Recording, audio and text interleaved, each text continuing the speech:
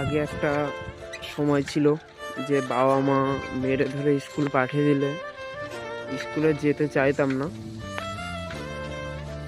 শুধু ভাবতাম যে কবে বড় হব, কবে কাজে যাব, কবে বাইরে সবাই কাজে যাচ্ছে আমিও কাজে যাব, আমিও টাকা ইনকাম করব। আমারও ভালো লাগছে না পড়াশুনো করতে।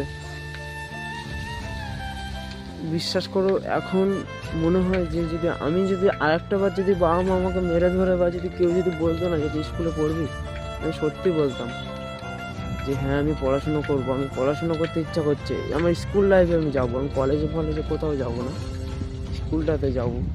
প্রচুর মিস করছি আমার স্কুলটাকে। আই মিস ইউ বিদ্যা মন্দির।